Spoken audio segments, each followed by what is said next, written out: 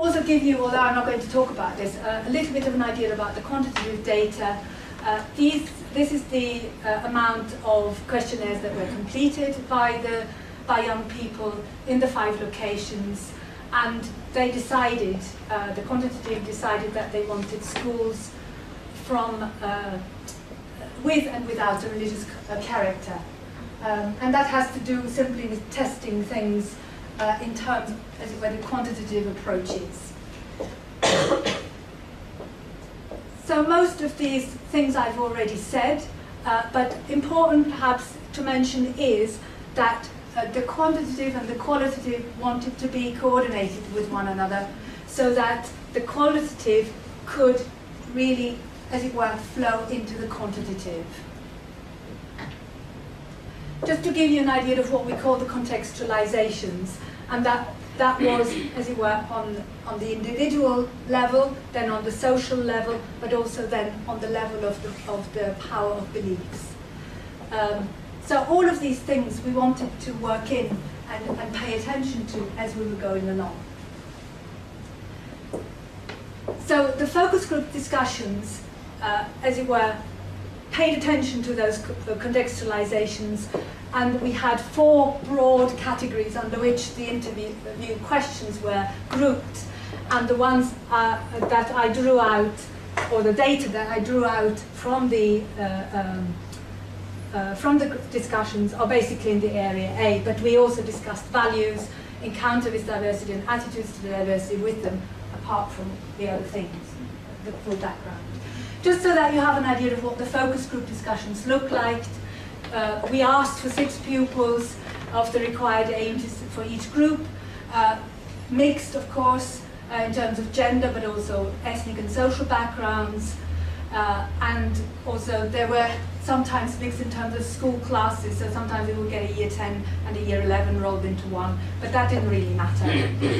We left it to the young people themselves to decide whether they wanted to identify as religious or non-religious, and then in the discussions find out how they felt about it and how they would label themselves, if at all. We had to rely on the teachers to select the groups, but we always said ask for volunteers, and they always did so as far as we know. They were all willing to participate on the whole. Nobody left any of the groups I had discussions with, or I gave them the option. And the length of the discussions was always a school period, so a school where you have 40 minutes as a school period, that's what we could do. If you had 60, you were lucky and could do 60 minutes with them. And of course, they were all briefed about the project. Now, in terms of conceptualizing diversity in our project, we didn't set out with a sort of some concise framework where we said, this is what we're going to take into the field in terms of our theoretical background. But we wanted to hear what the young people themselves would say about diversity. Would they even mention the term? And if they did, how would they, as it were, relate to it? Actually, they did very little. Even in a classroom, I remember, where they had a poster on diversity on the wall. Diversity was not mentioned in the group discussion, which was quite interesting. But of course, our underlying conceptualization was about things like that European societies have shifted from the traditional plurality to modern plurality. Another educational colleague, Geir Scheier, and again my colleague Professor Jackson have talked about this. So we don't have discrete communities that kind of result from successive waves of immigration. We have what my colleague Elisabeth said, global interconnectivity. People are connected in all sorts of ways and for all sorts of reasons, even while being based and resident in a particular country. And that is one of the things that this new multiculturalism is aiming at. So we have different levels and aspects of diversity within families. Even Peter mentioned the project that we did on mixed-faith families, where you have young people growing up with parents who have different faith backgrounds, but also individuals are mixed in terms of where they were born, where they grew up, and the kinds of identities that they embrace and develop over their lifetimes. That's why we talk about multiple identities. And again, Eleanor talks about jigsaw society and jigsaw families and individuals.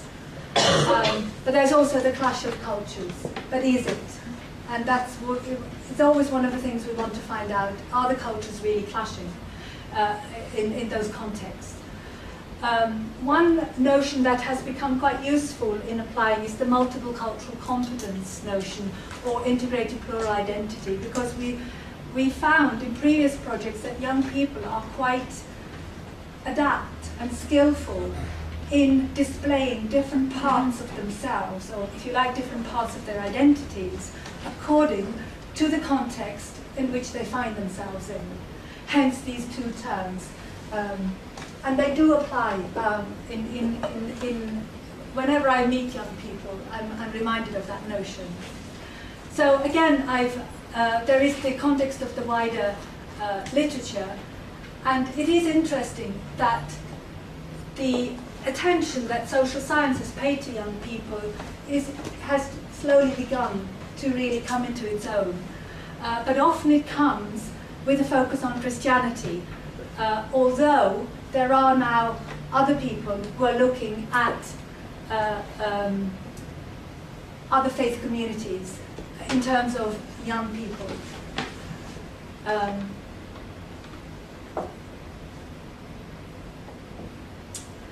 Let's have a look at some schools in order to again narrow the context down. I don't want to talk about schools across, as it were, the UK, because they are so different.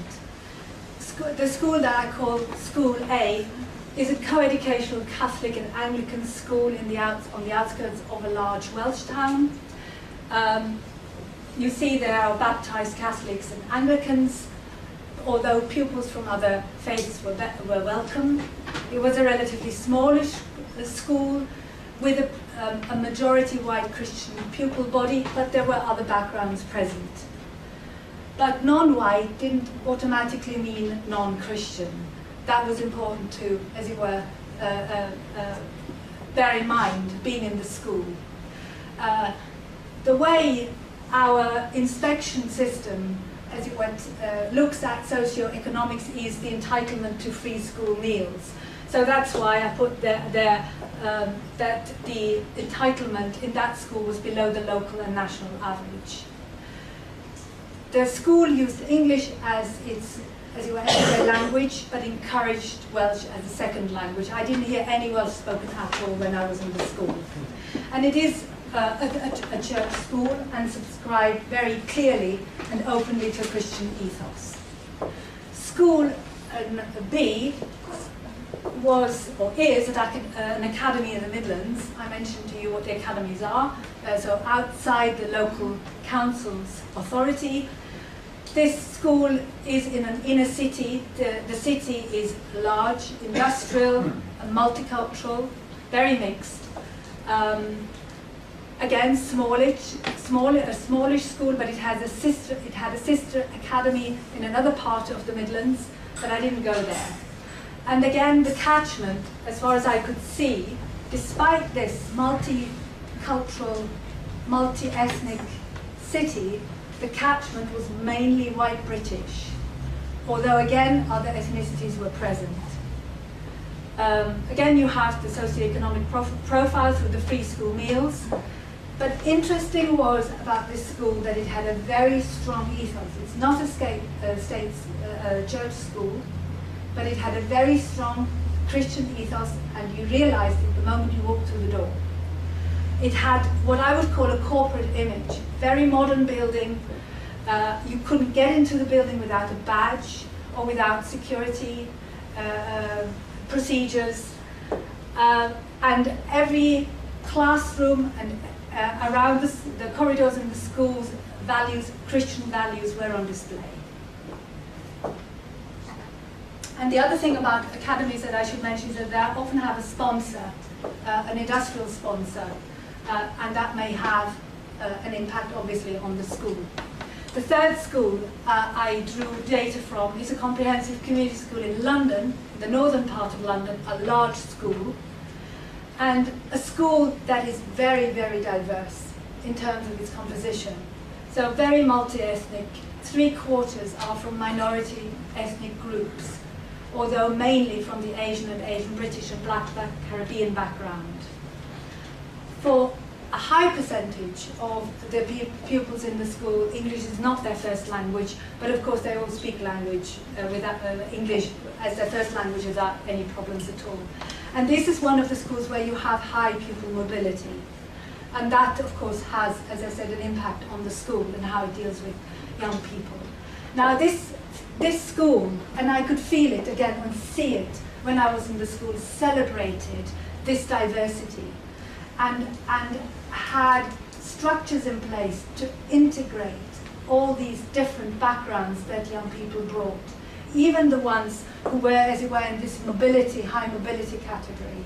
It didn't matter for that school whether a pupil was there for 2 months or for 2 years. Everybody was treated, as it were, as if they were here forever, or for the lifetime of their schooling.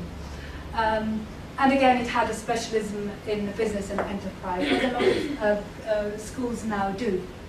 Now, when you look at the school level, this allows one a closer analysis and a nuanced way of as it were, looking at the data and finding what is happening. So you can draw out subtle differences and shades of meaning. The role of the wider social context, I think, is one of our main findings in this project, that we need to look at what's happening around the school. And my colleague, Julia Ipgrave, who's worked with me on the quality design, she's actually written a paper about that, to bring out that link between this wider social context and young people's perceptions towards diversity in relation to it. And of course, you can listen to the young people more closely and find what I call the finer grain of interaction between the social context and young people's perceptions. But with the focus group discussions, there's the caveat that these data are not representative, they're only indicative. It's just the nature of focus group discussions that you can only skim the surface. And actually, as a researcher, it's quite frustrating to work at that level. I'm used to in-depth interviews with people, and all of a sudden having focus groups and the bell rings and they have to go is really very, very frustrating. But what can you do? Now, in terms of some overarching themes, we shouldn't be surprised, but the young people really reflect the diversity, and that diversity at different levels. So their views and their attitudes in terms of families, school and their own, in terms of their own families, schools and community backgrounds, they were very diverse. They were also diverse in the way they articulated and held religious beliefs and how they practiced, and also understood belief and practice, how they engaged with practice themselves, whether they attended, whether they went through rites of passage or not, and also what their identity, their religious or non-religious identity was. So sometimes they would say, well, I'm Christian, but I'm not a Christian, or they would say, well, I am a Christian because I was christened, but I don't practice, and I might not believe. So you find that you get really lots of different approaches and understandings from these young people. We also asked them whether they felt different about being religious or non-religious, and again their views varied widely. But one thing, I couldn't resist filling that in. One thing that you cannot say about young people is that their pamphlet is blank in terms of this cartoon. You cannot say that, and I hope that I can show why. Because when you ask them what about their sense of religious or non-religious identity is, they said, well, if you come from a practicing family, it's very likely that you are practicing yourself, because simply it's a tradition that you step into that is passed on. That's where we get back into what's passed on through the generations and the chain of memory that's carried on from one generation to the other. And sometimes this strong religious identity is connected to practice, but sometimes it's not. Sometimes it is symbolized by outward dress. I had young Muslim women sitting in one and the same focus group, and one said, I'm wearing the hijab because I want